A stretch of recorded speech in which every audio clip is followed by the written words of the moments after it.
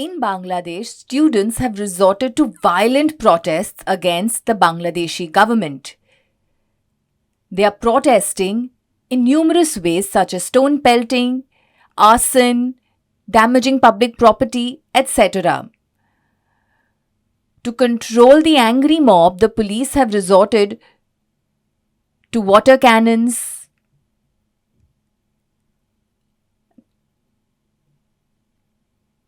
tear gas, batons, and rubber bullets. Visuals of this have gone viral on social media. On 4th August 2024, the government announced a holiday from Monday to Wednesday. Schools, colleges have been closed. Courts have also been indefinitely closed. Since there were strong mobs and it was difficult to manage them, internet was shut down. WhatsApp, Facebook, Instagram, everything stopped working. 11,000 people were arrested. A curfew was also imposed. Anybody who was seen outside during curfew would be shot. Everybody was supposed to be at home.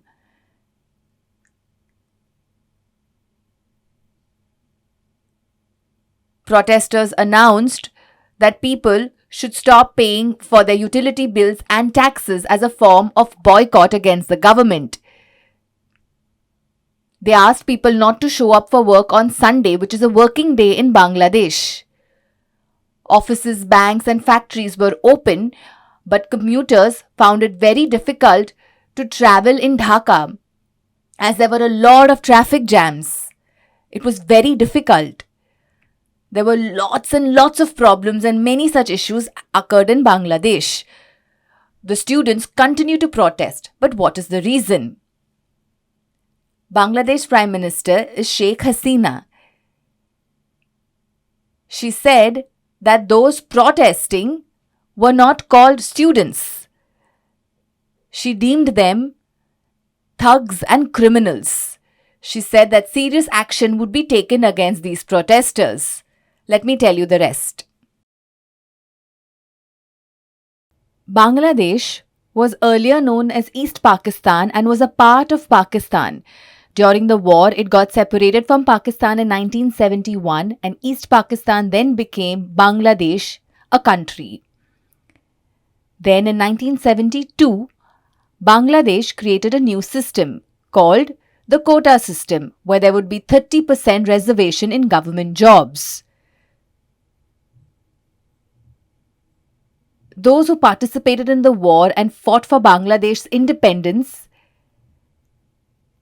their descendants would avail 30% reservation in government jobs.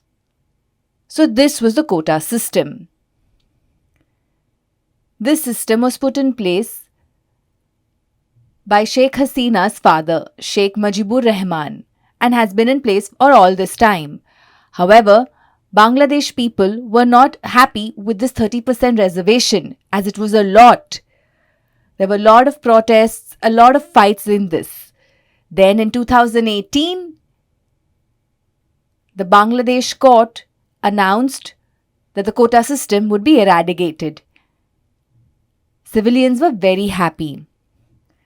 Then on 5th June 2024, the government and the court reinstated the quota system. People were stunned. They were furious and there were angry protests, and it was unacceptable to them. This is because civilians were in dire need of jobs. 30% reservation to the descendants would mean that civilians would face a lot of barriers. How would they live? Secondly, people would start making fake certificates and proclaim that their family members were freedom fighters. This would lead to more unemployment.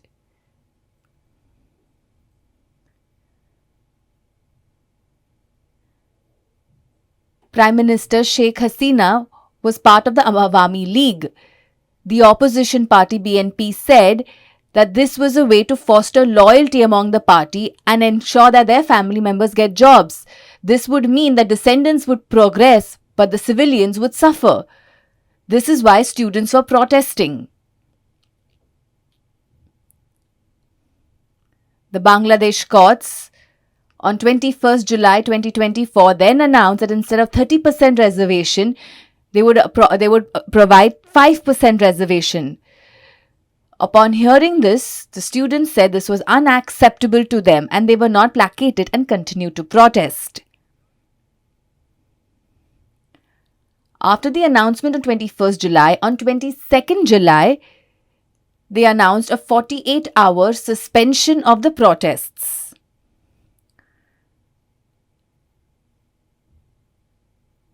They extended the suspension for 2 more days, that is 23, 24, 25 and 26 July. The protests were suspended and then they shared a list of demands. I will tell you the list of demands a little ahead in the video. When they shared these demands, they thought that she might accept. However, the Prime Minister ignored all of these demands. The students were furious and they restarted their protests. Sheikh Hasina said that these protesters were Razakars. What is the meaning of Razakar? During the 1971 war, prior to the partition, there were many Bangladeshis who were supporting Pakistan. These people were called as Razakars, and the Prime Minister said that the protesters were behaving and having anti-government tendencies. But when she felt that people were completely against her, she said that she will investigate the matter of the deaths of the protesters and is ready to have a dialogue with them. However, the students refused. They said now it is too late and they only demanded her resignation. The Prime Minister was then in a hot water. She said that she wanted to discuss the matter, but the protesters only demanded her resignation. And then finally, she resigned and fled the country.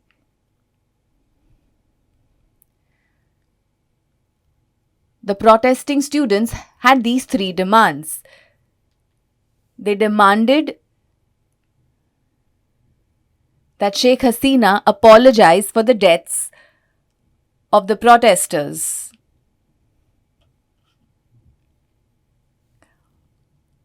All the government officials, university officials, police officials involved in the deaths of the protesters should either be thrown out of jobs or they should be arrested. They also demanded compensation for the victims.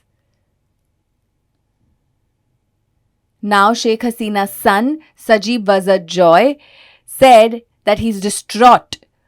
Bangladesh earlier was a very, very poor country and was extremely underdeveloped. But because of his mother's hard work for the last 15 years, Bangladesh, almost for 16 years, she worked hard and now Bangladesh has developed and we are proud of our country.